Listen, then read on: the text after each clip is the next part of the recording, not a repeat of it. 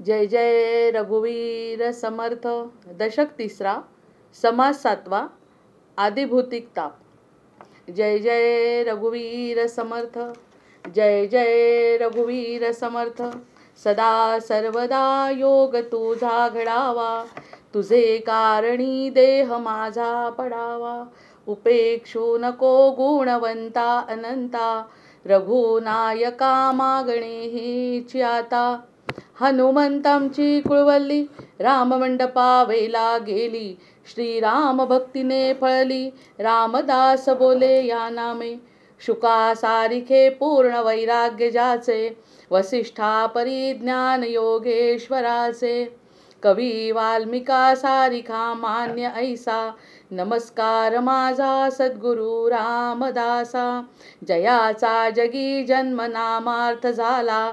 जयाने सदा वासनामात केला, जयाच्या मुखी सर्वदा नाम कीर्ती.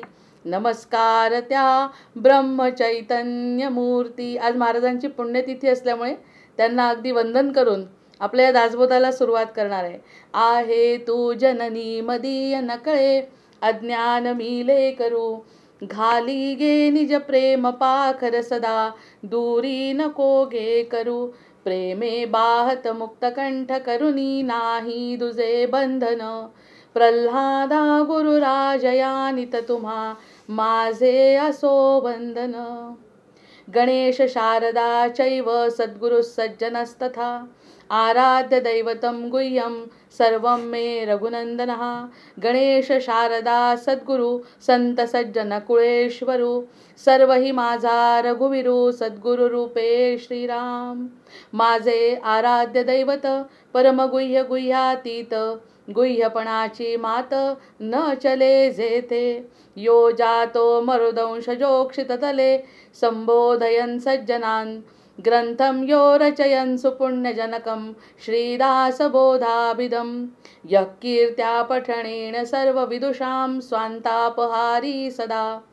सोऽयं मुक्तिकरक्षितौ विजयते, श्रीरामदासो गुरुः. मला वाटते अंतरित्वा वसावे, तुझ्या दासबोधासी त्वा बोध व्हावे. अपत्यापरी पाववी प्रेमग्रासा, महाराजया सद्गुरु रामदासा.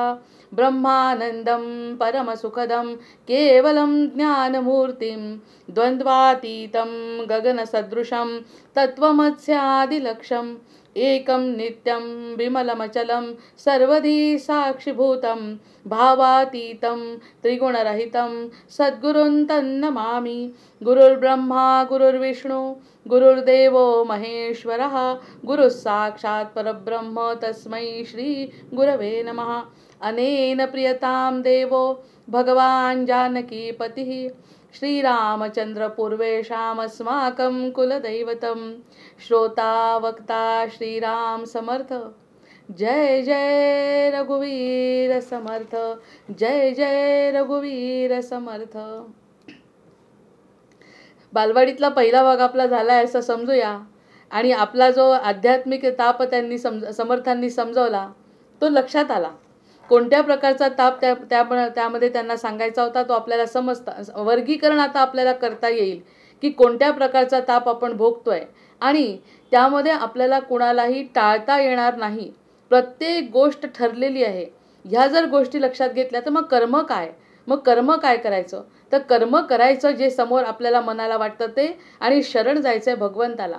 ह्या दोन गोष्टी असतील तर कोणत्याही तापाचा परिणाम होणार नाही असं समर्थ ग्वाही देतात. पण ते सांगत असताना कोणत्या प्रकारचे ताप आहेत, कोणत्या प्रकारचे गुण आहेत, हे सगळं जेव्हा समजावून सांगतील तेव्हाच आपल्या ज्ञानात भर पडेल. आणि ज्ञानी भक्त अर्थातच भगवंताला खूप आवडतो. नुसता भक्त अंधश्रद्धाळू होण्यापेक्षा ज्ञान मिळवून जर तो भक्त झाला तर त्या भक्ताला विशेष जाणीव असते. ज्ञानापेक्षाही भगवंताची जाणीव जास्त होते. कारण विवेक आणि वैराग्य जेव्हा आपण बोलतो तर विवेक म्हणजे आपण प्राधान्यक्रम आपण आता भगवंताला देतो. कारण काय की हे ज्ञान झालंय. आता एक साधं उदाहरण या ठिकाणी जर आपण घेतलं की रामायण हे वाल्मिकींनी लिहिलंय, आणि वाल्मिकींनी रामायण लिहिलं आधी आणि नंतर रामायण घडलंय. मग ह्या गोष्टी जर घडल्या म्हणजे याचा अर्थ आधी आपलं जे प्राक्तन आहे, आपलं जे नशीब आहे हे ठरलेलं असतं आणि त्यानुसार आपल्याला जीवन मिळतं. आता हे योग वसिष्ठामध्ये जेव्हा रामचंद्रांना समजावून सांगितलं, हे आपल्यासाठी केवळ, जरी तो अवतार असला, अवतार एवढा अमर्यादित अवतार त्यांचा, अमर्यादित विस्तार त्यांचा, त्यांनी मर्यादित आपलं स्वरूप घेतलंय. असं स्वरूप असून सुद्धा गुरु वसिष्ठांनी त्यांना समजावून सांगितलंय का विषाद येण्याचं काही कारण नाही. म्हणजे विषाद हा येतोच, कोणत्या तरी प्रकारचं दुःख माणसाला होतं आणि त्यावेळी सद्गुरू जे समजावून सांगतात त्यामुळे तो विषाद दूर होतो आणि ज्ञान आपल्यामध्ये येतं आणि ज्ञान आल्यानंतर आपल्याला जे जीवन जगत असतो ते जीवन जगत असताना त्रास होत नाही.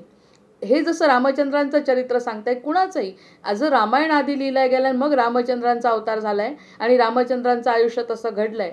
मग हे असं प्रत्येक जीवाचं, मग आपण जे ग्रहतारे म्हणतो ते ग्रहतारे जे त्या दिवशी असतात त्या दिवशीच बरोबर आपला जन्म होतो, म्हणजे त्या ग्रहाप्रमाणे आपल्याला फळ मिळणार आहे. पण काहीही फळं मिळाली, पूर्व सुकृतांनी म्हणा किंवा पूर्व पापांनी म्हणा, कोणत्याही प्रकारची फळं जर आपल्यासमोर आली, जे काही प्रारब्ध आपल्यासमोर आलं ते भोगण्याची हिंमत आपल्यामध्ये येण्यासाठी हे सगळे ताप, हे सगळे प्रकारचे दुःख समजावून सांगतायत. पण सगळ्यात महत्त्वाची गोष्ट या ठिकाणी अशी आहे की जन्म झाल्यावर दुःख निरूपण त्यांनी सांगितलं, पण देहाच्या शिवाय भगवत प्राप्ती नाही. देहाशिवाय भगवत प्राप्ती नाही, पण देहामध्ये जे असलेलं चैतन्य आहे त्या चैतन्याला जर ओळखलं तर ह्या सगळ्या प्रकारचे ताप हा अगदी वेगळा विषय होतो आणि चैतन्यावरती लक्ष केंद्रित होतं. अशा प्रकारचं ज्ञान जर प्राप्त झालं, आपण जर ते घेऊ शकलो, समर्थांना जे काही सांगायचं आहे ते जर आपण समजू शकलो, जसे गुण समजावून सांगितले, गुणांनंतर आता ते आपल्याला ताप समजावून सांगतायत, दुःखाचं विवरण ते करतायत. मग या सगळ्या प्रकारच्या दुःखांकडे बघितल्यानंतर प्राधान्यक्रम आपल्याला आंतरिक चैतन्याला द्यायचं आहे. कारण या चैतन्यावर जर आमच्या मानसिकरित्या परिणाम झाला नाही, म्हणजे आपण जेव्हा दासबोध वाचतो तेव्हा सुद्धा त्यांनी सांगितलंय की आधी मनाचे श्लोक, मग दासबोध, मग आत्माराम आणि मग करुणाष्टक, ही जी परंपरा आहे या सगळ्या परंपरेप्रमाणे जर आपण गेलो तर सगळ्या प्रकारची कृपा आपल्यावरती होते, सगळं ज्ञान स्पष्ट होतं, आपल्या ब्रह्मांडाकडे बघण्याची दृष्टी बदलते आणि एकदा दृष्टी बदलली की सृष्टी बदलते. हा सगळ्यात महत्त्वाचा नियम आहे. आपण जसा विचार करू तसं आपण बनत असतो, तेच आपले खरे पौरुष प्रयत्न आहेत. 15 दिवस रामचंद्रांना इतका विषाद झालाय की अन्न पाणी त्यांनी सोडलंय रामचंद्रांना. मग आपल्यासारख्या अज्ञानी जीवाला फक्त त्यांच्या दुःखाचं स्वरूप इतरांचं कल्याण होतं की सगळे कसे दुःखात आहेत आणि यांना मुक्ती नाही मिळणार आहे हे त्यांना समजत होतं. आपलं दुःख हे आहे की आपल्याला दुःख होत आहे, आपलं स्वतःला जे काही आनंद पाहिजे तो मिळत नाही, हे आपलं दुःख आहे. आणि रामचंद्रांचं दुःख हे आहे की इतरांचं दुःख पाहून त्यांना विषाद झाला आणि शेवटी राजपुत्र आहेत, राजपुत्र असल्यामुळे प्रजेची त्यांना चिंता आहे आणि त्या चिंतेमध्ये त्यांना विषाद झाला आहे. आणि असं जेव्हा झालं, जसं अर्जुनाला झालं तसाच विषाद रामांना सुद्धा झाला. त्यावेळी दोघांच्याही सद्गुरूंनी, तिथे कृष्णाने समजावून सांगितलं, इथे वसिष्ठांनी समजावून सांगितलं, विश्वामित्र सोबत घेऊन गेले. मग या सगळ्या घटना घडत असताना मग रामायण कशा पद्धतीने घडलं आणि राम कसे तयार झाले हे सगळं जेव्हा कळतं तेव्हा प्रत्येकाला हे ज्ञान असणं आवश्यक आहे. त्यामुळे ताप सांगत असताना ह्या तापांचं फक्त वर्गीकरण त्यांनी केलं आहे. त्या वर्गीकरणातून बिटवीन द लाईन्स जसं म्हणतो तसा अर्थ जर काढता आला तर तो अर्थ काढल्यानंतर समर्थ काय म्हणतायत, त्यांची कृपा आपल्यावरती निश्चित होते आणि आत्मकल्याण, आपला आनंद हे त्याचं अंतिम फळ आहे. ते मिळवण्यासाठी प्रयत्न आपण शरणागतीद्वारे करू शकतो. हा प्रत्येक समासाच्या आधीची ही प्रस्तावना आपण जर लक्षात घेतली तर मग ताप काय आणि काही काय. मग त्यांनी काही का सांगेना, आम्हाला आपल्याला शरणच जायचं आहे, ही एक अशी प्रगड इच्छा जर निर्माण झाली तर या सगळ्या गोष्टींचं सुद्धा आपल्याला वाईट वाटणार नाही. कारण हे सगळं घडणार आहे, हे विधिलिखित आहे. प्रत्येक जीवाच्या मागे त्या गोष्टी लागल्या, म्हणूनच जीवाचा जन्म झालेला आहे. पापपुण्याची बरोबरी होते तेव्हाच जीवाला जन्म मिळतो. या गोष्टी जर ठरल्या आहे तर नुसतंच सुख कसं मिळेल, दुःख मिळेल. सुख आणि दुःख एकत्र करून त्याचा एक असा विचार, एकत्रित विचार करून साक्षीभावानी जर अंतरातल्या चैतन्याकडे बघता आलं तर या तापांना विशेष महत्त्व आपल्या जीवनात राहणार नाही. अशा प्रकारे हा तिसरा आता समास, दशक तिसऱ्यामधला समास 7वा जो सुरू होतो आहे तो आधी भौतिक ताप म्हटला आहे. पहिला आध्यात्मिक ताप त्यांनी सांगितला. आध्यात्मिक तापामध्ये कोणती कोणती लक्षणं येतात ते त्यांनी सांगितलं आहे. आता ते म्हणतात, आता आधिभौतिक ताप मागा झाले निरूपण. आध्यात्मिकाचे लक्षण आता आधिभौतिक तो कोण सांगिजेल. आता आधिभौतिक ताप कोणता आहे तो मी या समासामध्ये सांगतोय. श्लोक म्हणताय सर्वभूतेन संयोगात सुखम दुःखम च जायते द्वितीय ताप संतापस सत्यम चैवाधिभौतिकः. या ठिकाणी सर्व भूतांचे संयोग आहे. सगळ्या भूतांच्या संयोगाने सगळ्या जीवांच्या संयोगाने सुखदुःख उपजे लागे. आता तो एकट्याचा जो ताप आहे, वेगवेगळ्या प्रकारचे जे रोग झाले आपल्या शरीराला, कसे रोग झाले ते त्यांनी मागच्या शरीराचे रोग त्यांनी वर्णन केले. अगदी खाजेपासून त्यांनी सांगितलंय. कान फुटतात, डोळे फुटतात, हे सगळं जे, आणि राग येतो, लोभ येतो, मुके बहिरे, काणे बहिरे, हे सगळे उदाहरण त्यांनी त्या ठिकाणी सांगितले. आता ते सांगतायत की हे झाले आता इतरांच्या संयोगाने येणारे. आता हे एकट्याचं नाही, आता इतरांच्या संयोगाने येणारं जे संयोगाने वियोगाने जे त्यांच्या संबंधात जर आपण आलो तर सुखदुःख उपजो लागे. ताप होता मनभंगे या नावा आधिभौतिक. आणि यांनी जर ताप झाला, लोकांच्या संयोगाने जर ताप झाला आणि जीवाला दुःख झाला, ते आधिभौतिक तापामध्ये सांगितलं गेलंय. तरी या आधिभौतिकाचे लक्षण मग आता हे असं सांगितल्यावरही आम्हाला कळत नाही. आम्हाला ते शिष्य विचारतायत की याचा अर्थ काय, की आधिभौतिकाचे लक्षण प्रांजळ करून निरूपण, याचं निरूपण करा जेणे अनुभवास ये पूर्ण ओळखी तापत्रयाची. हा जो तापत्रय आहे, हा जो ताप आहे, या तापाची ओळखी आम्हाला झाली पाहिजे. आम्हाला ते ओळखता आलं पाहिजे. कसं ओळखायचं हा आधिभौतिक ताप? आधी मुळातच हे वर्गीकरण केलं, हे फार छान झालं. या वर्गीकरणामध्ये कोणत्या प्रकारचा ताप आहे हे लक्षात येतं. या तीनही तापांमधलं वर्गीकरण केल्यानंतर मग आपल्याला थोडासा तरी संयम येतो मनाला, की अच्छा अशा प्रकारचा ताप आहे, हे कशाशी निगडीत आहे हे समर्थ सांगतायत. यावरती आपला विश्वास बसतो. ठेचा लागती मोडती काटे.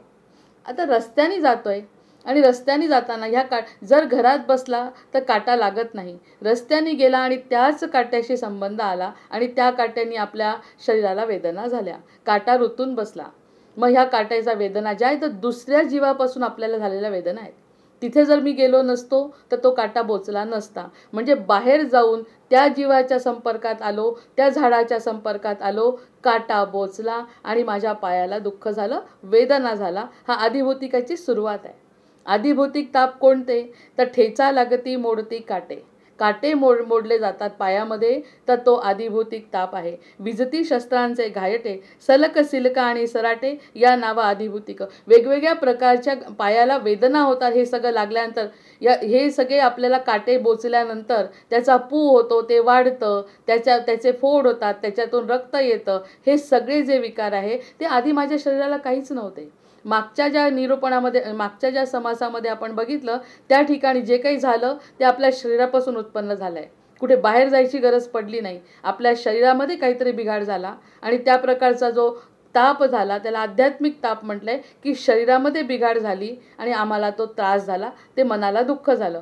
आता या ठिकाणी कुठेतरी गेला आणि काटे मोडले झाडाचे आणि पायाला वेदना झाली, त्यामध्ये विष झालं आणि त्या प्रकाराने मला दुःख झालं. आणि हे काही थोडक्यात राहत नाही. एक काटा मोडला म्हणजे कितीतरी दिवस त्याचा त्रास होतो. आजकाल आपण लवकर दवाखान्यात जातो. पूर्वीच्या काळी हे जंगलांमधून जाणारे जे लोक होते त्यांना या काट्यांचा संबंध नेहमी, आणि विषारी काटे जर पायामध्ये गेले तर त्याच्या असह्य वेदना, पाय दुखणे, त्याचा ताप येणे, हे सगळे प्रकार या काट्यांपासून, म्हणजे दुसऱ्यापासून एखादी जर इजा झाली, दुसऱ्या गोष्टींपासून इजा होणे, याला आधिभौतिक ताप असं त्यातलं पहिलं उदाहरण दिलं आहे. अंग्या आणि काचकुळी. रस्त्याने जाताना काचकुळीला अंगाला लागणे. आता आपण जातच नाही. आपली स्वच्छता इतकी आहे, आपले रस्ते इतके छान आहेत, स्वच्छ आहेत, नीटनेटके आहेत, या काचकुळीला वगैरे अंगाला लागत नाही. पण झाडाच्या जवळून जात असताना त्या जर एकदा चिकटल्या अंगाला तर त्याने इतकी अंगाला खास सुटते. म्हणजे ही जी मगाची खास सांगितली ती आधी शरीरामध्ये काहीतरी द्रव्याची कमतरता झाली, खाणं काहीतरी चुकलं आणि त्यामुळे शरीराला वेदना झाल्या. आता या ठिकाणी त्या झाडाजवळ गेला, त्या झाडातून निघालेले काटे, काचकुळ्या आम्हाला लागल्या. म्हणजे दुसऱ्या जीवापासून या जीवाला हा त्रास, याला आधिभौतिक त्रास म्हणले. अंग्या आणि काचकुळी अवचटा लागे शरीरी गांधील येऊन दंश करी या नावा आधिभौतिक. गांधील माशी येऊन दंश करते आणि अगदी इतका त्रास, विष आपल्या शरीरामध्ये ती टाकते. या विषाचा जो त्रास होतो त्याला आधिभौतिक ताप म्हटलाय. म्हणजे दुसऱ्यांपासून होणारा त्रास जो आपल्या स्वतःच्या शरीराचा संबंध नाही. आपण बाहेर गेलो, रस्त्यावर गेलो, काटा लागला, गांधील माशी चावली, तर त्या जीवापासून जो आपल्याला त्रास होतो ते सुद्धा मागच्या जन्मीचं काहीतरी ऋण देणं घेणं असतं म्हणे. कुणालाही कोणी काहीही असं होत नाही. कुणाला माकडानी मारलंय, कुणाला गायीनी तुडवलंय, कोणाला बैल तुडवतोय, कोणाला हत्ती, ह्या सगळ्या गोष्टी या सुद्धा पूर्वलिखित आहेत. या गोष्टी घडल्या या आदिभौतिक तापामध्ये येतात. नंतर अंगे आणि काय, मासी गोमासी मोहळ मासी, माशा लागतात. माशांपासून त्रास होतो. मोहळाच्या माशा लागतात. मुंगी, तेलमुंगी, डास, आणि हे तेलमुंगी किती जोरात चावते, किती वेदना होतात. म्हणजे जीवाच्या वेदना, दुःख त्या काळापुरतं जरी मर्यादित असलं तर त्या मुंगीपासून होणाऱ्या वेदना, तेलमुंगी विशेष असते की साधी काळी नसते, लाल चुटूक असते आणि इतकी जोरात चावते, ती डंक मारते, चावा घेते, त्याचा त्रास होतो जीवाला. सोट जळू लागे यासी आदिभौतिक बोली, जे जळू लागतो पायाला, अतिशय वेदनादायक रक्त पितो तो, त्याला आदिभौतिक म्हणतात. पिसा पिसोळे चांचण कुसळे मुंगळे ढेकुण विविध होवर गोचिड जाणं या नावं आदिभौतिक. ह्या वेगवेगळ्या प्रकारच्या प्राण्यांपासून, झाडांपासून, काट्यांपासून जे काही त्रास होतात ते आदिभौतिक आहेत. हे आपण थोडक्यात नाही समजायला पाहिजे. या सगळ्या जरी गोष्टी छोट्या दिसल्या तर एखाद्याच्या बाबतीत ते जीव घेणं सुद्धा ठरतं. एखादी साप चावल्यानंतर जीव नाही का जात? म्हणजे साप चावणं हे त्याचा आदिभौतिक कर्म आहे, आदिभौतिक ताप आहे त्याचा. तो प्रत्येकाला चावत नाही, पण साप चावून मृत्यू, सर्पदंशाने मृत्यू झालेला आपण ऐकतो. म्हणजे गांधील माशी तेलमुंगीपासून समर्थ सांगतायत की आज जर गांधील माशी पायाला चावली तर तो सुद्धा आपल्याला होणारा ताप जो आहे तो आदिभौतिक ताप आहे. आपण त्यांच्या घरात गेलो, त्यांनी आपल्याला चावलं, तर तो प्रकारचा आपल्या जीवाला जो होणारा ताप आहे तो भूतांपासून, इतर भूतांपासून या जीवाला झालेला ताप तो आदिभौतिक ताप आहे. गोंबी, विंचू आणि विखार, व्याघ्र, लांडगे आणि शुकर, गवसायळ, सामर या नावा आदिभौतिक. हे वेगवेगळे प्राणी आपल्याला चावतात, आपल्याला मारतात. कोणाला तर अगदी स्वतःहून जंगलामध्ये जायची सवय असते, काही गरज नसते बरेचदा, पण या सगळ्या तिकडे जाऊन आणि चावतात आणि मरतात सुद्धा काही लोक, तो आदिभौतिक. गोंबी, विंचू आणि विखार, रानगाई, रानम्हैसे, रानशकट आणि रिसे, रानहाती, लांब पिसे या नावा आदिभौतिक. हे वेगवेगळ्या प्रकारचे प्राणी दंश करणे, मारणे किंवा जीव घेणे ठरणे ह्या सगळे आदिभौतिक ताप आहेत. सुसरीने ओढून नेले, पाण्याजवळ गेला आणि सुसरीने ओढून नेलं. नंतर काते अवचित बुडाले, अचानकच बुडाला तो, त्याचं मरण आलेलं असेल ही गोष्ट जरी आपण गृहीत धरली तरी कारण काय ठरलं? कारण त्याची ती सुसर ठरली. त्या सुसरीच्या जवळ गेला, त्या पाण्याच्या जवळ गेला आणि सुसरीनी ओढलं आणि जीव गेला. हा आदिभौतिक ताप आहे. म्हणजे कशाने माणूस मरतो, कशाच्या वेदना होतात ह्याचं हे वर्गीकरण आहे. वेगवेगळ्या प्रकारच्या वर्गीकरणामध्ये हे आहे की सुसरीनी, लांडग्यानी, वाघानी, कुत्र्यानी चावलं, हे सगळे आदिभौतिक ताप आहेत. रानहाती, लांब पिसे या नाव आदिभौतिक.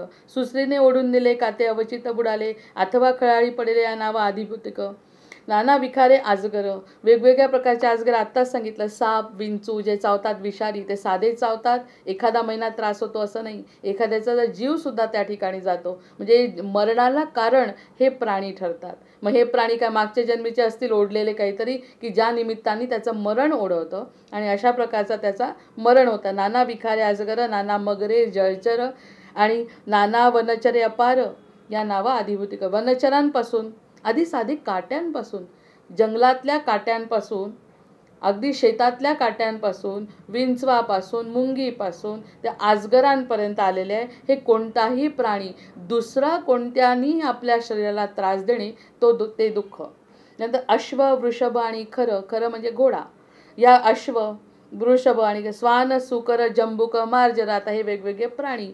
आता आपण जर विचार केला तर या प्राण्यांच्याद्वारे होणारा त्रास आपण हा वेगळ्या प्रकारचं वर्गीकरण केलं नव्हतं. कुत्रा चावतो, माकड चावतो आणि गायी उडवतात, या सगळ्या गोष्टी आपण बघितल्या, पण कोणत्या वर्गीकरणात त्या येतात ते समर्थ सांगताय, तो आदिभौतिक ताप आहे. या जीवानी दुसऱ्या जीवाला कधीतरी त्रास दिला असेल, तो या जन्मात आपल्याला फेडावा लागतो आणि अशा प्रकारे आपल्या समोर कर्म उभट ठाकतं. तो आदिभौतिक ताप आहे. प्रत्येकाला कुठे होत आहे या सगळ्या दुःखांचं जेव्हा विवरण करतो त्यातले काहीच आपल्या नशिबाला येतात. या सगळ्या गोष्टी आपल्याला साक्षीभावानी बघता येतात. अश्व, वृषभ आणि खरं, स्वान, शुकर, जंबुक, मार्जर, ऐसी बहुविध क्रूर या नावा आदिभौतिक. हे क्रूर आहेत प्राणी.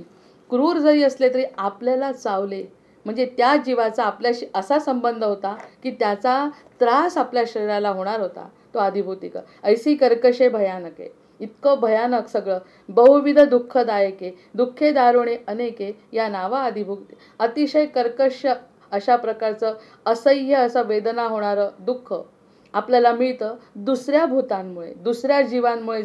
याचं उदाहरण आपण उलटं पण घेऊ शकतो. हे जे मुके प्राणी आहे त्यांना आपण मारतो, म्हणजे त्यांना आपल्यापासून होणारा तो आधिभौतिक त्रासच आहे.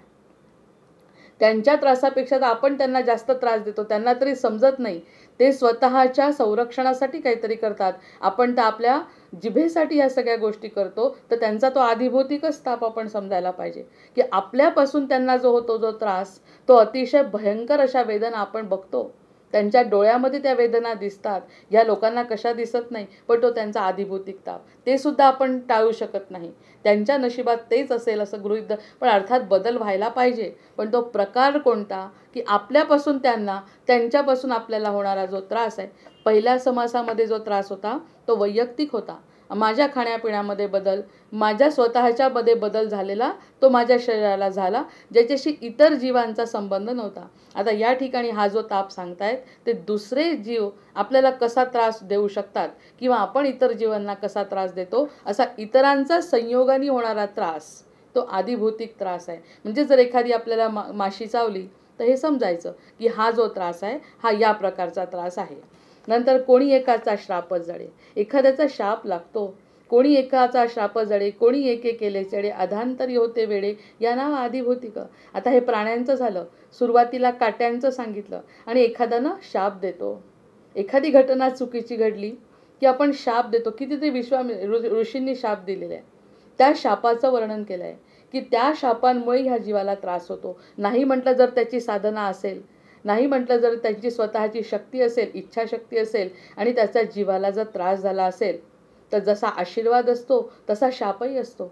जर आशीर्वादाचं फळ मिळतं तर शापाचंही फळ मिळणार आहे. तर ह्या दुसऱ्या जीवाला जो त्रास झाला आहे, त्या त्रासातून त्यांनी जर शाप दिला तर तो सुद्धा दुसऱ्याच्या संयोगाने होणारा ताप आहे. तो दिसत नाही. आता हा चावला, मगर चावली आणि त्याला पाण्यामध्ये घेऊन गेली हे दिसलं. पण एखाद्या जीवाचा जो तळतळाट एखादा लागतो आणि त्याने जर तो शाप दिला तर त्याच्या संयोगाने किंवा त्याच्या मनाने दिलेला जो शाप आहे तो या जीवाला लागतो आणि तो आधिभौतिक तापामध्ये येतो. आपण म्हणतो आम्ही तर काहीच केलं नाही, असं का घडलं, तर तो शाप लागलेला असतो. जसा आशीर्वाद मिळतो तसा शाप, म्हणजे तो इतर लोकांच्या संबंधित ज्या काही घटना घडतात त्या आधिभौतिक तापामध्ये येतात. एखाद्या जीवाला त्रास देणं इतकं सोपं नाही. त्याच्या आत्म्याचे तळतळाट आपण जर घेतले तर तो शाप आधिभौतिकामध्ये येतो आणि कधी ना कधी आपल्या समोर येऊन उभा ठाकतो. हा आधिभौतिक ताप आहे. जर आपल्याला तशा प्रकारचा ताप होत असेल तरी आत्मपरीक्षणाने सुद्धा पुन्हा प्रत्येक गोष्टीवर शरणागती आहे. माझं काय चुकलं असेल, प्रत्येक वेळी चुकीचं प्रायश्चित्त भगवंताच्या समोर करण्याची इच्छा आहे. रोज संध्याकाळ झाली की आपल्या हातून काय कळत न कळत झालेल्या चुकांची क्षमा मागणं हे प्रत्येक जीवाचं कर्तव्य आहे जो जागृत आहे. कारण अशा प्रकारचे शाप जर आपल्याला लागले तर आधिभौतिक ताप काही सुटत नाहीत. त्यामुळे आपल्याकडून शक्यतोवर कुणाला त्रास होऊ नये ही अतिशय हलकी भावना, हृदयस्पर्शी भावना प्रत्येक सजग जीवामध्ये असायला पाहिजे. नाहीतर तो एक प्रकारचा ताप आपल्याला होऊ शकतो. कोणी एकाचा श्राप जडे, कोणी एके केले चेडे, काहीतरी केलंय आणि त्या करण्यातून त्याला वाईट वाटलंय, अधांतरी होती वेडे. कोणी वेडं होऊन जातं अर्ध्या याच्यातच, अर्ध्या जीवनामध्ये, अर्ध्या आयुष्यात वेडं होतं. कारण काय, तर कुणाचे तरी शाप, कुणाचे तरी तळतळाट लागतात. आता या काळामध्ये आपण किती मानायचं, तरीही मानावं लागतं. काही काही गोष्टी अशा आहे की ज्या चांगल्या शुभाशीर्वादांनी घडतात, तशा काहीतरी वाईट इच्छा कोणाच्या असतील त्याचा सुद्धा परिणाम आपल्याला भोगावा लागतो, तो आधिभौतिक ताप. कोणी एके चाळविले, कोणी एके भ्रष्ट विले, कोणाला तरी त्रास दिला, कोणाला तरी भ्रष्ट केलं, कोणी एके धरून नेले, या नाव समजा आम्हाला कोणीतरी धरून नेलं, याचा अर्थ काळजी घ्यायची नाही असा नाही. प्रत्येक वेळी काळजी आपल्याला प्रत्येक गोष्टीची घ्यायची आहे, विवेकाने राहायचं आहे, सजग राहायचं आहे. पण कोणी एकाने धरून नेलं असं होत नाही. प्रत्येकाला असं होत नाही. काही ना काही कुठेतरी असतं, त्यामुळे त्या घटना घडतात. याचा जर आध्यात्मिक विचार केला तर या गोष्टीने आपण विचार करू शकतो काहीतरी कुठेतरी चुकलं. या जन्मात नाही, निदान मागच्या जन्मी तरी हे ऋणानुबंध आहे. कारण आपला हिंदू धर्म पूर्वजन्म मानतो. पूर्वजन्मी जे काही करतो, जसा आपला जन्म, आपण जसं मरतो त्याप्रमाणे आपल्याला जन्म मिळतो. त्यामुळे मागच्या जन्मीचं काहीतरी ऋण फेडावं लागतं. आता या जन्मात तर तो अगदी सात्विक आहे, धार्मिक आहे, पण याचा अर्थ मागच्या जन्मात काय केलं आपल्याला कल्पना नसते. त्यामुळे अचानक कोणीतरी चोडून नेलं, अचानक कोणीतरी ओढून नेलं, अचानक कोणीतरी बळजबरी केली, अचानक हा भ्रष्टाचार घडला. या सगळ्या घटनासुद्धा आदिभौतिक तापामध्ये येतात. म्हणजे कुठेतरी काहीतरी बिघडलंय, त्यामुळे ह्या सगळ्या गोष्टी घडतात, हे सुद्धा समजायला पाहिजे. आता साधारण उदाहरण घेतलं, ह्या व्यक्तीला त्रास झाला असं जर म्हटलं तर आपण म्हणतो की यावेळी का निघाली घराच्या बाहेर, घराच्या बाहेर निघण्याचं कारण काय, म्हणजे कुठेतरी कार्यकारण संबंध आहे हे स्पष्ट दिसतंय. कधी कधी जर ते दिसत नसेल तर ते मागच्या जन्मीचं समजायचं, कारण हिंदू धर्म पुनर्जन्म मानतो आणि याचे अनुभव सुद्धा कितीतरी आपण घेतो. एखादं लहान मूल जसं मोठ्या मोठ्या गोष्टी करायला लागतं, त्याच्या मागच्या जन्मीचे संस्कार जसे चांगले असतात तसे वाईटही येतात. मग दुसऱ्याच्या संबंधित काही घटना जर आपल्या केल्या असतील तर त्याचे आदिभौतिक तापाप्रमाणे आपल्याला भोगावे लागतात. कदाचित कसं होतं, अचानक कुणाचा तरी आशीर्वाद मिळतो, जो वाया गेलेला मुलगा असतो त्याला नोकरी लागते, सगळं त्याचं सगळं आयुष्य चांगलं होतं. याचं कारण काय, या सगळ्या गोष्टींचा जेव्हा विचार, फक्त तापांचाच विचार न करता, दुःखाचाच विचार न करता अचानक सुखसुद्धा येतं. आमच्या शेजारी एक मुलगा होता, ज्या अतिशय मूर्ख म्हणून त्याला गणल्या जात होतं आणि सगळेजण त्याला नावं ठेवायचे, त्याच्याशी कोणी बोलायचं नाही, काही नाही, या मुलाचं काही होऊ शकत नाही. आणि प्रत्येकजण म्हणायचं याला तर, याचं लग्न कार्य तर सोडा, पण हा नीट राहील असं सुद्धा शक्यता वाटत नाही. आणि अचानक 15व्या की 16व्या वर्षी त्याला नोकरी लागली. बरं, नोकरी लागल्यानंतर सुद्धा इतका मूर्ख त्याचे आईवडील आणि तो, की नोकरी लागल्यावर आम्ही इतकं दूर जात नाही म्हणून त्या नोकरीला नाकारलं आणि घरी बसला. म्हणजे आम्ही तेव्हाही आपण सगळेजण असा विचार करतो की आलेली संधीसुद्धा या मुलांनी घालवली. आधी मुळात येणारच नव्हती, हे तर निश्चितच होतं, पण कोणती तरी पूर्वपुण्याई होती, त्याला ती संधी कशी काय आली समजत नाही, पण त्या मुलांनी तरी नाकारली. म्हणजे किती हा कर्मदरिद्री मुलगा असा आम्ही समजायचो. पण त्याही पेक्षा उत्तम पुन्हा त्याला नोकरी, म्हणजे इतक्या चुका त्यांनी केल्या, इतका मूर्खपणा त्यांनी केला, तरी सुद्धा त्याला अतिशय सुंदर अगदी नोकरी गावातल्या गावात लागली, अतिशय छान बायको मिळाली, 2 मुलं झाली. कसं काय शक्य आहे? म्हणजे आपल्याला जे वाटतं त्याला मागच्या जन्मीची कोणती तरी पुण्याई आडवी आली. जसं एखाद्याचं वाईट घडतं अचानक, तसं अचानक चांगलं सुद्धा ज्याची कल्पना सुद्धा करता, हे आदिभौतिक ताप आहे की ज्याचा कुठेतरी मागचा संबंध आहे, दुसऱ्यांशी ज्याचा संबंध आहे, ते अचानक आशीर्वाद देतात, अचानक शाप देतात, अचानक काहीतरी घडतं की त्यामुळे त्यांना ते भोगावं लागतं. हा प्रकार जो आहे, हा सगळा प्रकार आदिभौतिक आहे. याच्यासाठी दुसरा व्यक्ती कारणीभूत आहे. आत्तापर्यंतच्या ज्या समासामध्ये जे सांगितलं त्यामध्ये स्वतःचा जीव आणि स्वतःचं शरीर स्वतः कारणीभूत आहे, अशा प्रकारचा तो ताप आपण बघितला. आता या ठिकाणी समर्थ सांगतायत दुसऱ्याशी संबंधित, दुसऱ्याच्या संयोगाने होणारे ताप. त्यामध्ये पहिल्यांदा काटा, मुंगी, माशी, किडे ते झाले, नंतर मोठे प्राणी झाले. मोठे प्राणी झाल्यानंतर आता व्यक्तींमध्ये आलो आणि व्यक्तींमध्ये जर एखाद्याने कोणी एकाचा श्राप, कारण नसताना कोणी शाप देत नाही, काहीतरी आपलं चुकतं त्यावेळी जो शाप मिळतो त्या शापाचे परिणाम आपल्याला भोगावे लागतात. जसे आशीर्वाद आपल्याला मिळतात तसे शापसुद्धा, म्हणजे दुसऱ्याचा संबंध या आदिभौतिक तापाशी आहे. कोणी एके चाळविले, कोणी एके भ्रष्टविले, कोणीतरी भ्रष्टवलं, कोणीतरी त्रास दिला. हे आपल्या एकट्याच्या त्रासामध्ये नव्हतं, आता हा दुसरा संबंध आला या ठिकाणी आणि कोणी एके धरून नेले, या नावं आदिभौतिक. कोणी एके दिले विष दिलं, कोणीतरी विषप्रयोग करतात एकमेकांवर. आता याचा संबंध नाही आहे. एक तर विंचू चावतो, एक तर साप चावतो, हे विष आहे. गांधील माशी चावते, हे छोटे छोटे झाले. कोणीतरी येऊन विष देतं. असं कसं कोणी विष देतं? आदिभौतिक ताप, त्याच्या नशिबातला तो ताप आहे, तो त्याला विषप्रयोग होतो. कोणी एके दिले विष, कोणी एके लाविले दोष. आता दोष लावतात लोक एकमेकांना, प्रत्येकाला लावतात का? काहीतरी मागच्या जन्मीचा या जन्मीचा त्रास, संबंध, कोणाला तरी दुखवलंय तर दोष लागतो. तो दोष लागतो, श्राप दिला जातो, विषप्रयोग सुद्धा होतो. आता त्या सुसरीने नेलं तर तो तिचा गुणधर्म आहे. तिच्याजवळ जो व्यक्ती जाईल त्याला ती पाण्यात नेईल, ओढेल आणि त्याचा जीव घेईल, हा तिचा गुणधर्म आहे. पण ह्यांनी विष देण्याचं काय कारण आहे? दुसऱ्या व्यक्तीने तो सुद्धा विषप्रयोग करतो आणि त्यांनी जीव जातो. मारामाऱ्या होतात, चाकूसुऱ्यांनी मारतात, एकमेकांचा जीव घेतात. जसा एकमेकांना आशीर्वाद देतात तसा, म्हणजे दुसऱ्याच्या संबंधित जे काही घटना जीवनामध्ये घडतात तो आदिभौतिक ताप आहे. कारण ते एक भूत आहे, आपण एक भूत आहे. मग 2 भूतांचा जर संयोगाने जर काही गोष्ट घडत असेल तर तो आदिभौतिक ताप आहे. कोणी एक दिले विष, कोणी एके लाविले दोष, कोणी एक घातले पाश या नाव आदिभौतिक आदिभूतिक. अवचिता शेर लागला, नेणो बिबवात चिडला, वाघ लागला मागे, प्राणी धुरे जाजावला या नाव आदिभौतिक. हे प्राणी मागे लागले, त्यांनी जो काही त्रास झाला, जंगली प्राणी, त्याचं नाव आदिभौतिक. इंगळावरी पाय पडे, अचानकपणे इंगळीवरती पाय पडतो, शिळेखाली हात सापडे, आता दगडाखाली हात सापडतो आणि धावता अडखळा पडे या नाव धावता धावता अडखळून पडतो. हा आदिभौतिक ताप आहे. वापी कूप सरोवर, वापी कूप सरोवर पाण्याच्या संबंधित पत्रिकेत सुद्धा लिहिलेलं असतं कोणाकोणाच्या. म्हणजे हे किती आपलं ठरलेलं आहे आपलं आयुष्य. आपल्याला वाटतं की आपण आपल्या मनासारखं जगतोय, पण अगदी लिहिलेलं असतं स्पष्ट काही काही की पाण्यापासून जपा. मला त्या भविष्यावर सुद्धा विश्वास नसायचा, पण ठोकताळे त्यांचे इतके खरे असतात. आता वापी कूप सरोवर म्हटल्याबरोबर लिहिलेलं असतं खाली की सरोवरापासून पाण्यापासून दूर राहा, कारण याच्या नशिबात हे दिसतंय की पाण्यापासून याला त्रास होणार आहे. कोणाला म्हणतात की पाण्याच्या संबंधातला तुम्ही नोकरी करा की ज्यामुळे तुमची भरभराट होईल. म्हणजे दोन गोष्टी एकत्र येणे, भरभराट किंवा नुकसान, हे दुसऱ्यांमुळे आपलं होत आहे. अशा गोष्टीचं आमच्या सासूबाईंना सांगितलं होतं की तुम्हाला धक्क्याने मरण आहे. इतकी काळजी घेतली 90 वर्ष मुलांनी त्यांच्या, म्हणजे माझ्या दिरांनी आणि माझ्या नवऱ्यांनी इतकं जपलं त्यांना. वय 80-85 झाल्याबरोबर त्यांना घराच्या बाहेर जाऊ दिलं नाही, कारण तुला म्हणे धक्क्याचा त्रास आहे, धक्क्याने तू मरणार आहे, हे दिलं आहे स्पष्ट. आणि सुरुवातीचे जे ज्योतिषी होते ते अतिशय प्रकांड पंडित लोक होते, जर चेहऱ्याकडे बघून सांगायचे. म्हणजे आदिभौतिक तापाच्या लक्षणामध्ये आपण या गोष्टी घेऊ शकतो. हे आधीच लिहिलेलं आहे, आपण कितीही वाचवायचा प्रयत्न केला तरी वाचत नाही. 85 झाले, 86 बिलकुल घराच्या बाहेरनी, मुलगा हात धरल्याशिवाय सोडत नव्हता.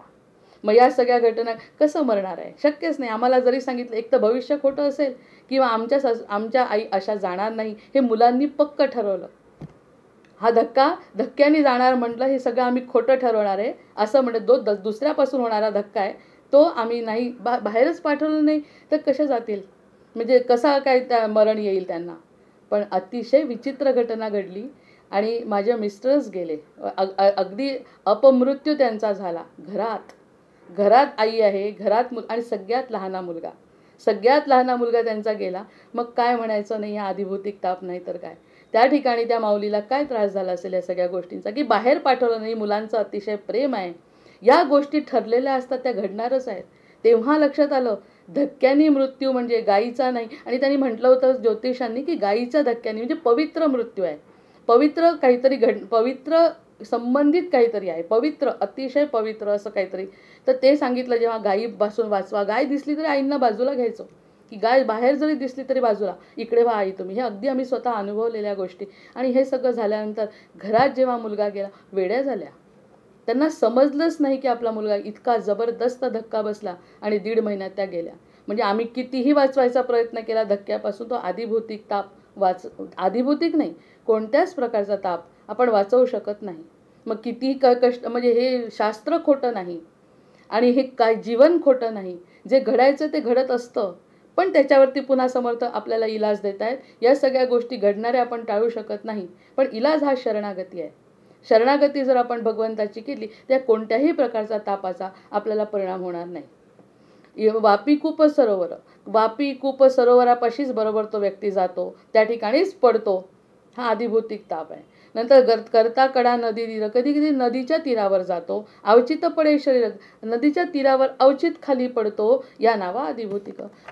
या ठिकाणी मरण आलं, या ठिकाणी नदीमध्ये घसरला, विहिरीमध्ये पडला, आणि या सगळ्या गोष्टींनी जो ताप होतो, जो काही जीवाला त्रास होतो, तो आदिभौतिक ताप आहे. नंतर दुर्गाखाली कोसळती, दुर्गाखाली म्हणजे किल्ल्यांखाली कोसळती, झाडावरून पडती, त्या झाडाचा संबंध ह्याचाच. झाडं सुद्धा सोपे नाही आहेत. झाडांचा जो जीव आहे ते पूर्वीच्या काळचे ऋषीमुनी आहेत म्हणे, की जे ऋषीमुनी स्थिर चित्तानी, जे मोठी मोठी झाडं असतात, त्यांची तेवढी तपश्चर्या असते उभ्यानी केलेली, त्यांची म्हणे झाडांची उत्पत्ती. मग ते पण भूतच आहेत, ज्यांच्यामध्ये जीव आहे ते सगळे भूत आहे. सगळ्या प्रकारचे जे जीव आहेत, ज्यांच्यामध्ये जीवन आहे, ते सगळे एकमेकांशी संबंधित आहे. मग त्याच नदीजवळ, त्याच झाडावरून तो पडतो. मग हा आदिभौतिक ताप आहे. दुर्गाखाले एखाद्या किल्ल्यावरून घसरतो, झाडावरून पडतो तेणे दुःख आक्रंदती या नावा अधिभूतिक. मी वरून पडलो तर साधं आहे का? कंबर तुटेल, पाय तुटेल, डोकं फुटेल, काय होईल या जीवाचं? हे सगळं त्याच्या घरात बसला असता तर घडलं नसतं. पण बरोबर त्या झाडाखाली, बरोबर त्या विहिरीखाली एखादी घटना घडते. एक अतिशय चांगला व्यक्ती, अशी तर उदाहरणं आपण प्रत्येकजण गृहस्थ प्रत्येकजण देऊ शकतो. याच्यासाठी काही निरूपणाची आणि विचारांची गरज नाही. अतिशय धडधाकट व्यक्ती रिटायर झाला आणि उभा होता. एका मुलाचा बॉल लागला आणि डोळा फुटला. आता ह्या मुलाचा आणि त्याचा काहीतरी असेल, काही आधिभौतिक ताप असं जे समर्थ म्हणतात, आणि वेडा झाला, कोमात गेला आणि 15 वर्ष तसाच राहिला. म्हणजे तो बॉल लागायचं काही कारणच नव्हतं. आता कारणं तर कशालाच नसतात. या कोणत्याही गोष्टीला कारणं नसतात. मग हे सगळं अचानक ज्या काही गोष्टी घडतात ती आधिभौतिक ताप आहे. मग आता या गोष्टी ऐकून सुद्धा ते दुःखाच्या गोष्टी ऐकतो पण हसायला येत आहे. कळलं जेव्हा एखाद्या गोष्टीचं ज्ञान, त्या व्यक्तीला जो त्रास झाला ते त्याला त्याच्या स्वतःच्या कर्मांनी, त्याच्या स्वतःच्या सद्गुरूंच्या कृपेने कमी होईल, जास्त होईल, आपल्याला माहिती नाही. पण घटना तर आपण बघू शकतो या सगळ्या, की अशा घटना घडत असतात त्याच्या त्याच्या नशिबाप्रमाणे किंवा त्याच्या त्याच्या प्रार्थनाप्रमाणे, त्याच्या त्याच्या कर्माप्रमाणे. पूर्वजन्म मानत असल्यामुळे मागच्या जन्मीचं जे काही पुढे येतं आहे ते सगळं आपल्यासमोर असं उभं टाकतं, कधी चांगल्या स्वरूपात, कधी वाईट स्वरूपामध्ये. याला आधिभौतिक. सीते पोट तरकती, हात पाव टाका फुटती, चिखल्या जिव्हाळ्या लागती, या नाव आधिभौतिक. या प्रकारचे चिखल्या होणे, जिव्हाळ्या लागणे, हे सगळे आधिभौतिक ताप. अशन पानाची वेळे, उष्ण रसे जिव्हा पोळे, दात कसकरे आणि हरळे, या नाव आधिभौतिक. दात ओढल्यासारखे होतात, जिव्हा पोळल्यासारखे होते, हे सगळे आधिभौतिक ताप. पराधीन बाळपणी, लहानपणी दुसऱ्यांच्यावर अवलंबून असतो. आपण लहानपणी बाळ जे जन्माला येतं त्याला जर टाकून दिलं तरी मरेल, त्याला जर चांगलं वाढवलं तर ते जगेल, त्याच्याशी बाळाचा काही संबंध नसतो. पण हा पराधीन नाही का बालपण? मग हे बालपण पराधीन आहे, पूर्णपणे आईच्या आणि इतरांवर अवलंबून असलेलं बालपण. कुशब्द मार जाचणी, अन्न वस्त्रे विण आळणी, या नावं आधिभौतिक. कधी कधी त्याला अन्न मिळत नाही. आता ह्या लहान बाळाचा त्या ठिकाणी काही दोष नसतो, पण आईजवळच अन्न नसेल, आईच जर दरिद्री असेल, कशाला आईच जर गेली असेल आणि सावत्र आई असेल किंवा तीही नसेल, इतका पराधीन आहे तो जीव की त्याला पुढे काय आहे ते काहीच माहिती नाही. आपली आई असेल, राजाचा मुलगा असेल तर राजपुत्रासारखा वाढेल, आणि राजपुत्र नसेल, सर्वसाधारण असेल, सर्वसाधारण वाढेल. आणि त्याच्याजवळ काहीच नसेल खायला प्यायला, अचानक जन्म झाला असेल किंवा तो अनौरस असेल, काय प्रकारचं दुःख त्याला भोगावं लागेल आपण सांगू शकतो? याच्याशी ह्या जीवाचा काही संबंध नसतो. त्याला माता कशी मिळावी, माता मिळावी की नाही, मातेच्या ऐवजी जी दुसरी आहे तिने कसा सांभाळ करावा, या सगळ्या गोष्टी अन्न वस्त्रे विण आळणी, या नावा आधिभौतिक. अन्न वस्त्र मिळावं नाही मिळावं, आळणी राहायचं, खूप मिळायचं, काय सगळं पराधीन आहे. आता हे जन्माला एकटा जीव आला आपण म्हणतो, पण पूर्णपणे पराधीन आहे, दुसऱ्याच्या बाबतीत त्यांनी जसं केलं तसं मला ऐकावं लागतं. त्यांनी खाऊ घातलं खायचं, नाही खाऊ घातलं उपाशी राहायचं. कितीतरी उपाशी असतात मुलं, किती त्रास होतो घरच्यांचा. स्वतःच्या जीवाचा हा जो त्रास आहे तो आधिभौतिक त्रास आहे, पराधीन आहे. बाळपणी पराधीन आहे, मी तर म्हणते सततच पराधीन आहे. नुसता बाळपणीच काय, आपल्या हातात जर काहीच शिल्लक ठेवलं नाही तर आपण पराधीनच जीव आहे. म्हणून आपण भगवंताला शरण जायचं, हा शेवटचा पर्याय. लहान बालक जसं पराधीन तसं आपणही परिस्थितीशी पराधीनच आहोत सगळेजण. या कुशब्द चाचणी, कधीतरी चुकीचं बोलल्या जातं, आणि या सगळ्या अन्न वस्त्र आळणी, या नावं आधिभौतिक. सासूरवास घालवले ठुणके लासणे चिमोरे, आले रुदन न धरे, या नावं आधिभौतिक. सासूरवास घडतो, हा काही नवीन नाही. आता सासूरवास नाही, सुनवास घडतो, काही ना काही आधिभौतिक. एकमेकांच्या संबंधित जो काही त्रास आहे तो सगळा आधिभौतिक ताप आहे.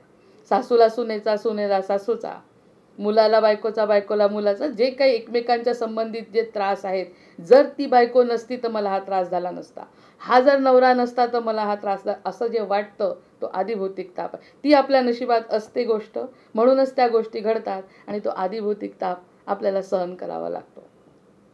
चुकता कान पिळती, ह्याला सुद्धा समर्थाने एक वर्णन केलंय की लहानपणी जेव्हा चुकतो कान पिळतो, हा कानाचा शरीराला जो त्रास होतो वडिलांकडून, शिक्षकांकडून, तो सुद्धा ताप आहे. आपल्या कुठे लक्षात येतं, आपल्याला वाटतं सगळं आनंद आहे, सगळं छान आहे, असं नसतं. लहानपणी सुद्धा कान पिळून पिळून जे आपल्याला ठीक करतात तो आधिभौतिक ताप आहे. म्हणजे जे कोणी आपले कान पिळतात त्यांच्याशी आपला असा संबंध असतो, ते आपल्या जीवाला त्रास देतात. ते चांगल्यासाठी देतात की आपलं वाईट होतं हा नंतरचा प्रश्न आहे, पण जीवाला जो त्रास होतो तो होतो. त्यावेळी जे रडायला येतं ते येतं, ते रडणं खरं असतं, ते दुःख. समर्थ या ठिकाणी सांगतायत की कान चुकता कान पिळती, का तो डोळा हिंग घालीती. जर तू ऐकलं नाही तर असं करशील, तुला चटका देईन.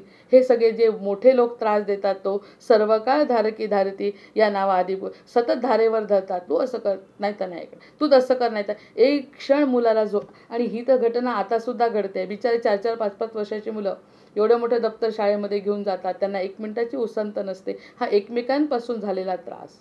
त्याला स्वतःला काही त्रास नसतो. त्याला स्वतःला जर अगदी एक दिवस एकटं ठेवलं तर तो आनंदात राहतो, पण तो एक क्षणही आनंदात राहू शकत नाही. कारण इतर जणांचं इतकं लक्ष असतं. म्हणजे जन्माला आल्यानंतर आईवडिलांचं जसं प्रेम असतं ना, तितका धाकही असतो, पण हे दुःखच आहे ना. असा विचार जर केला तर ते दुःखच आहे. त्याला जसं मोकळं खेळायचं असतं तसं खेळता येत नाही, त्याला मोकळं राहता येत नाही, त्याला आनंदी राहायचं आहे, त्याला नदीवर जायचं आहे, त्याला डुंबायचं आहे, असं काहीही न करता येता कान पिळतात शिक्षक आणि आईवडील. हे सगळे दुःख कोणते? आदिभौतिक. त्याचा एकटा आनंदात राहिला असता, पण त्याला इतरांपासून जे हे त्रास होतात ते दुःखाचं स्वरूप आहे. त्या ठिकाणी तो खुश असतो का? लहानपणी म्हणतो आपण बालपण देगा देवा, पण बालपणी किती रडतात मनापासून मुलं. त्यांचं रडणं किती किती केविलवाणं असतं की त्यांना असं काही नको असतं. हे सगळे आदिभौतिक ताप आहे. कर्ण नासिके विंदिले, आता हे कान टोचतात, काहीच गरज नसते. असं आपले संस्कार जो आहेत ते करणारच आहेत, पण त्याच्या दृष्टीने विचार करतो, किती रडतो. 12व्या दिवशी कान टोचतात. आदिभौतिक ताप की आईवडिलांनी ठरवलं, घरचे संस्कार आहेत, त्याचे कान टोचले. कर्ण नासिक विंदिले, बळेची धरून गोंदिले. गोंधण करायचे आधी पूर्वीच्या काळी. कोडी झाली या पोळविले या नावा आदिभौतिक.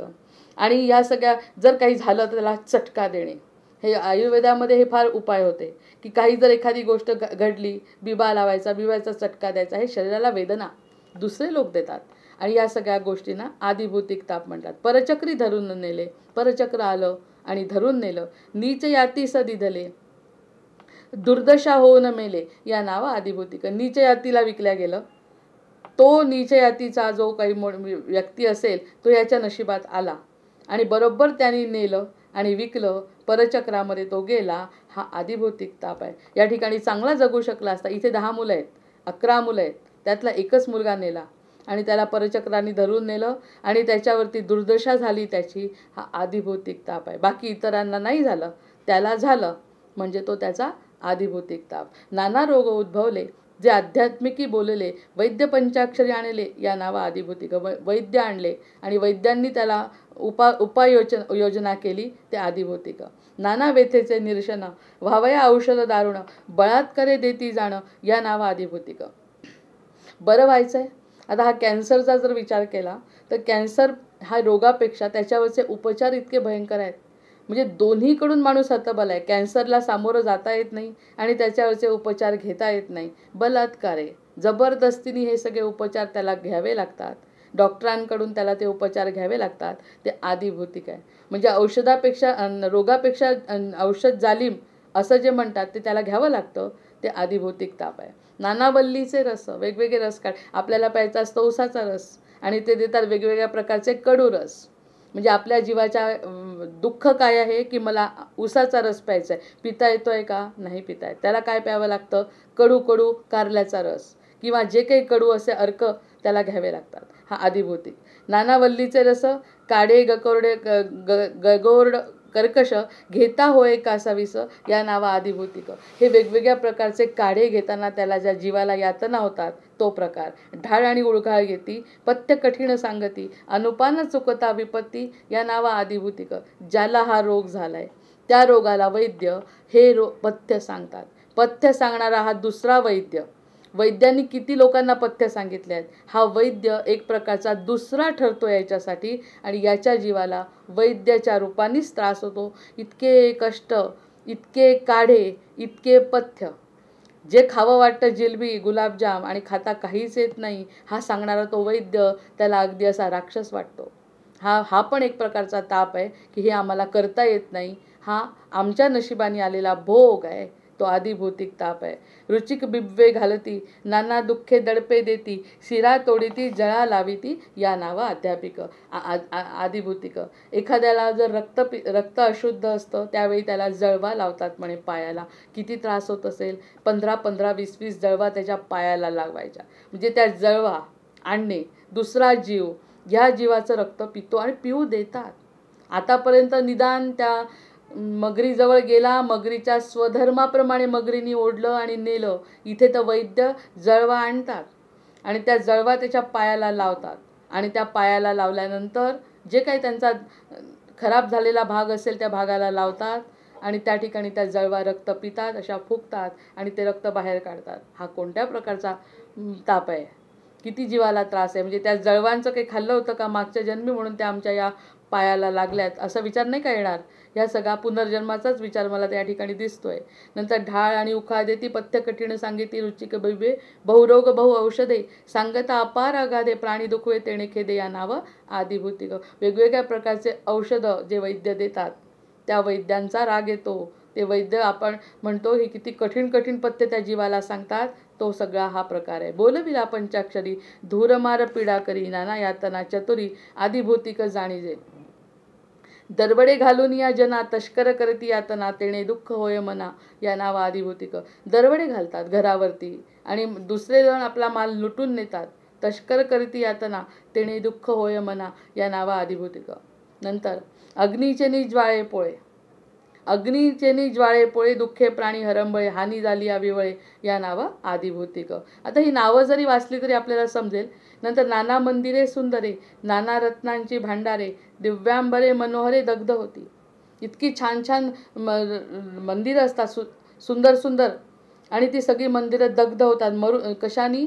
अग्नीनी. नाना धान्ये नाना पदार्थ नाना पशु नाना स्वार्थ नाना पात्रे नाना अर्थ मनुष्य भस्म होती. इतकं सगळं जमवलंय पण भस्म होतं अग्नीमध्ये. कोणीतरी अग्नी लावतो, जाळ लावतो आणि हे सगळं अग्नीमध्ये भस्म होतं. हा आदिभौतिक ताप आहे. म्हणजे आपली लंका म्हणायला हरकत नाही. मग लंकेला जे हनुमंतांनी जाळलंय, हनुमंत त्यांचं कारणच ठरला मग या सगळ्या गोष्टींचा. त्यांचा आदिभौतिक तापच आहे मग लंकेच्या लोकांचा, की हनुमंत आले आणि त्यांनी लंका जाळली. अग्न लागला सेती धान्य वणवे आणि खडकोती यक्षुदंड जळवून जाती अकस्मात. इतका छान ऊस लागलेला आहे, ऊसाचं पीक बहारावर आहे आणि ते भस्मसात होतं. ऐसे सांगता बहुत होती वन्नीचे आघात तेणे दुःखे दुःख वेचित्त या नावं आदिभौतिक.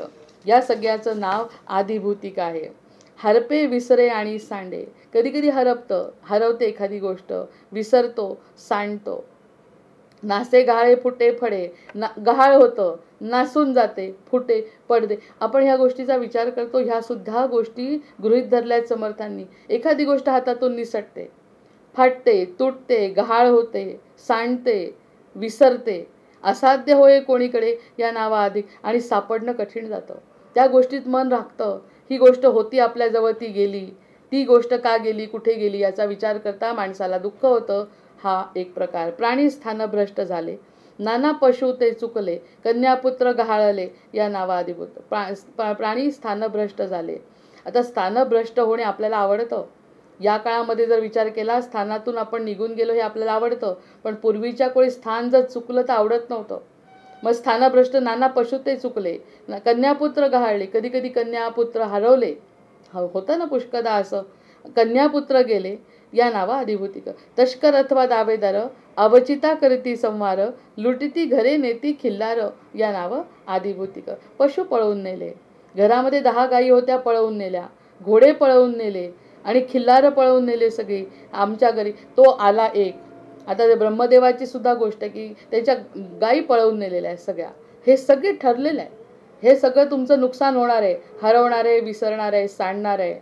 त्यामध्ये किती लक्ष द्यायचं. या सगळ्या गोष्टी घडल्यानंतर काही उपयोग नाही. ते घडलं, तो आदिभौतिक ताप आहे. नाना धान्य केळी कापती. कोणीतरी येतं, धान्य आलेलं चोरून नेतं. दुसरा चोर, ही चोर कॅटेगरी, चोर.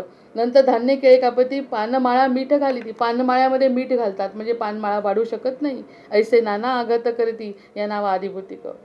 किती चांगले लोक, कोणाची चांगली प्रसिद्धी होत असेल तर ती प्रसिद्धी पाहवत नाही आणि कोणीतरी येतं आणि त्याला विष घालतं. आपण म्हणतो प्रसिद्ध झाल्यानंतर विष घालणारच, कोणाला तरी राग येणारच. असे कितीतरी प्रसिद्ध लोक आहेत, सगळ्यांना काय विष घातलेत का? नाही. ज्याच्या नशिबात तो विषप्रयोग असेल, त्याच्या नशिबात तो घडतो, तो त्याचा हा प्रकारचा ताप असतो.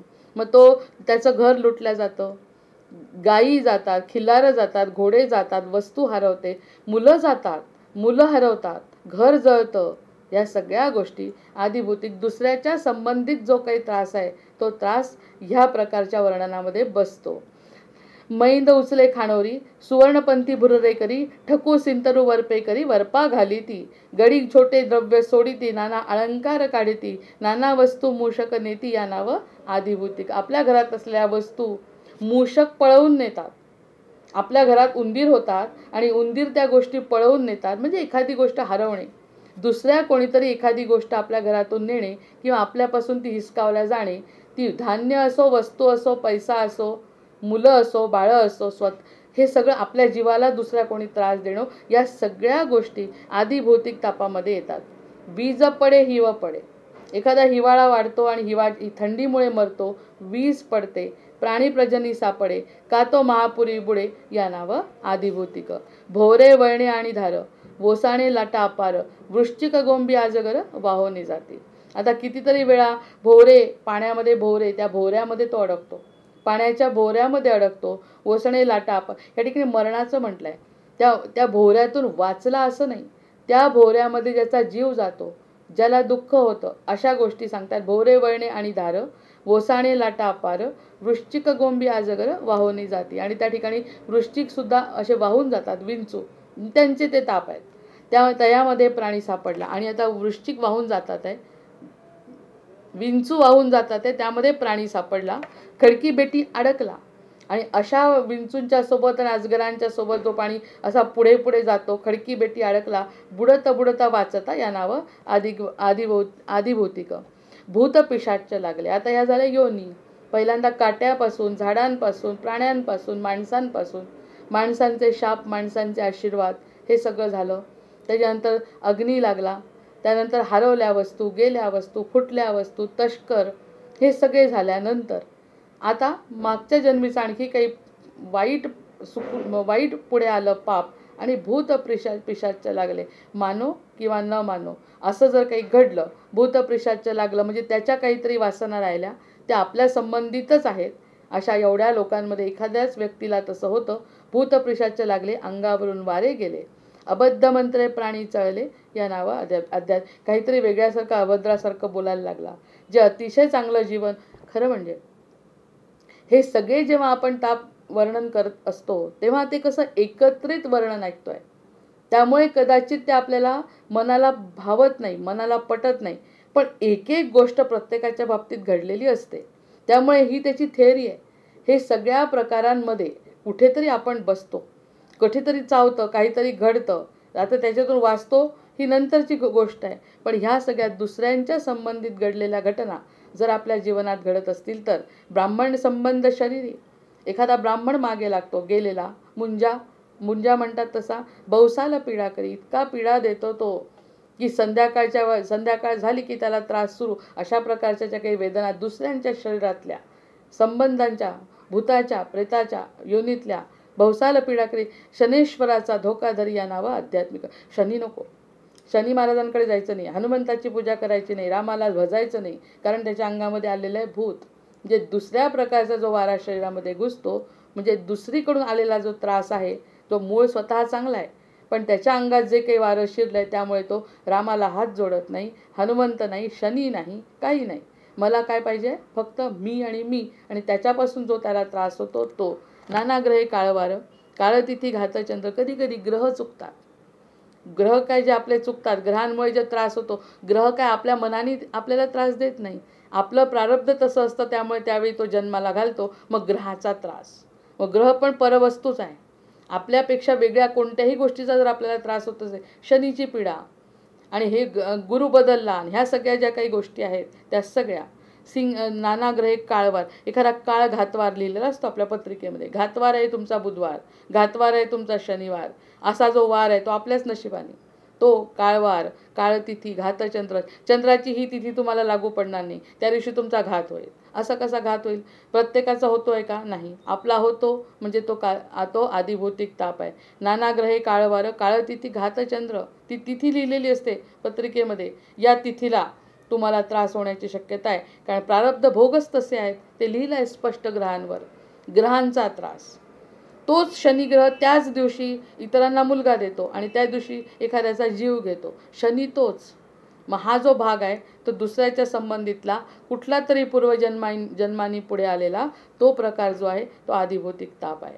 त्याच्यापासून शनीपासून जर त्रास झाला असं म्हटलं, शनी त्रास देत नाही, शनी परीक्षा देत. आता शनीबद्दल बोललो म्हणून बोलते की शनेश्वराचा धोका धरी, त्याचा धोका धरतो. शनी असा काही प्रत्येकाला धरत नाही. आपल्या कर्माप्रमाणेच तो आपल्याला फळ देतो, पण त्या गोष्टी त्या जीवाच्या बाबतीत घडतात.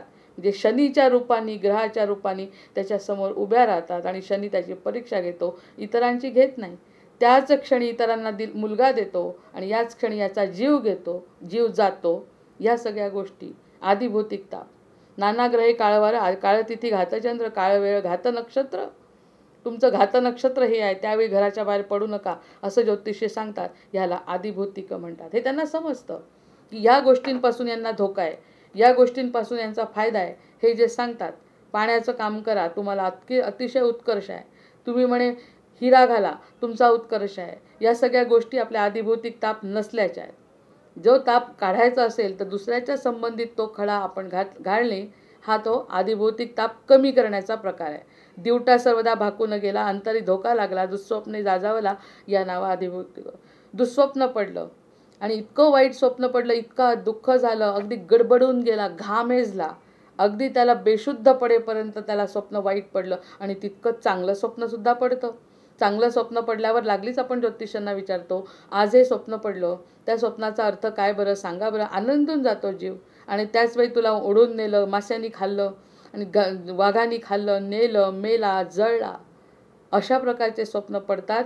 त्याचा जो अर्धा एक तास त्रास, 2 तास, दिवस तास एखाद्याच्या मनावर परिणाम होतो, महिनावर, तो त्रास आदिभौतिक.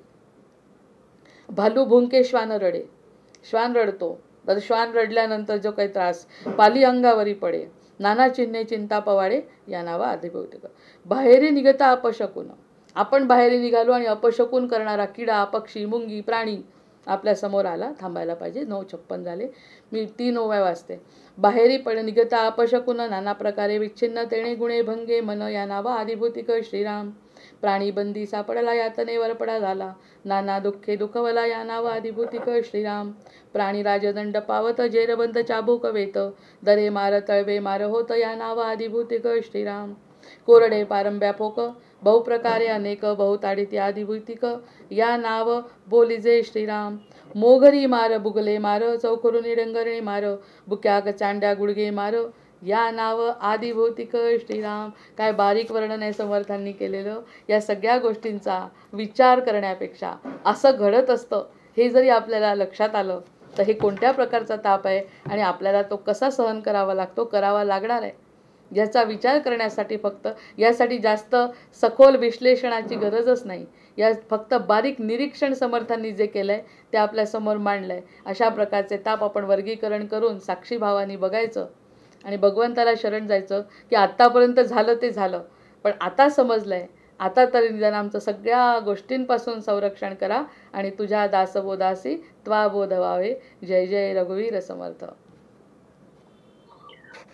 जय जय रघुवीर समर्थ.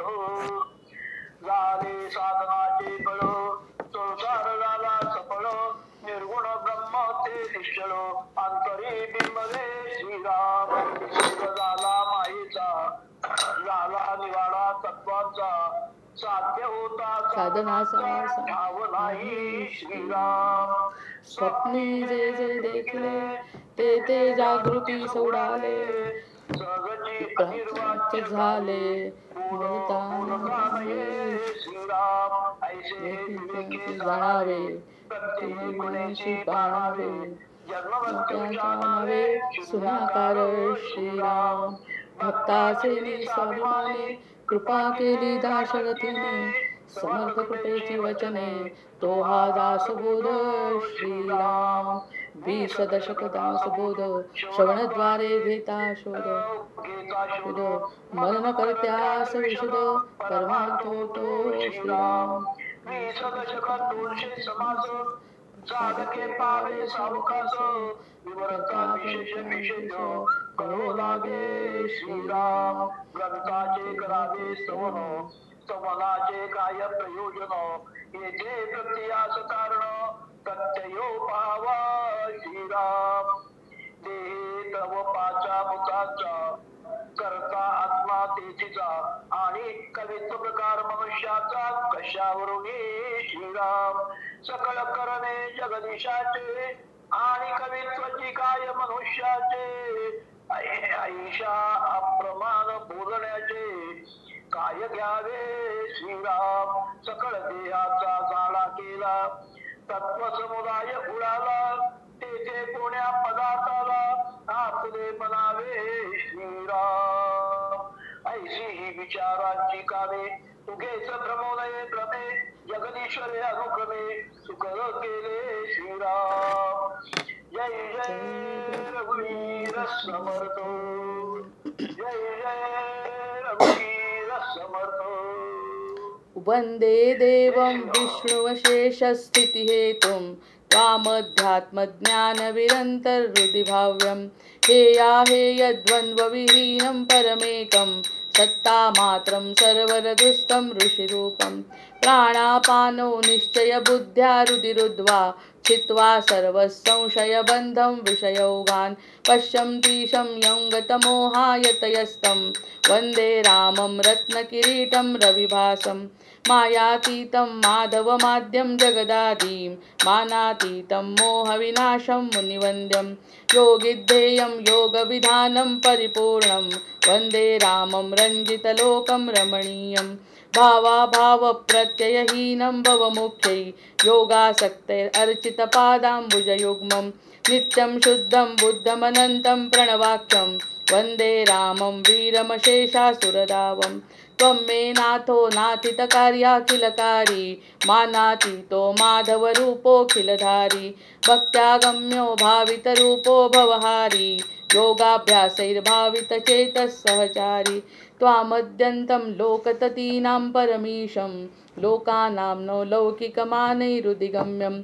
भक्तिश्रद्धाभावसमेतैर्भजनीयं वन्दे रामं सुन्दरमिन्दीवरनीलं. को वा ज्ञातुं त्वामतिमानं गतमानं मानासक्तो माधवशक्तो मुनिमान्यं. वृन्दारण्ये वन्दितवृन्दाकरवृन्दं वन्दे रामं भवमुखवन्द्यं सुखकन्दं. नानाशास्त्रैर्वेदकदम्बै प्रतिपाद्यं नित्यानन्दं निर्विषयज्ञानमनादिं. मत्सेवार्थं मानुषभावं प्रतिपन्नं वन्दे रामं मरकतवर्णं मथुरेशं. श्रद्धायुक्तो यः पठतीमं स्तवमाद्यं ब्रह्मं ब्रह्मज्ञानविधानं भुवि मर्त्या. रामं श्यामं कामिदकामप्रदमीशं ध्यात्वा ध्यातापातकजालैर्विगतः स्यात्. सीताकांतस्मरण जय जय राम. महारुद्र हनुमान की जय. जय जय रघुवीर.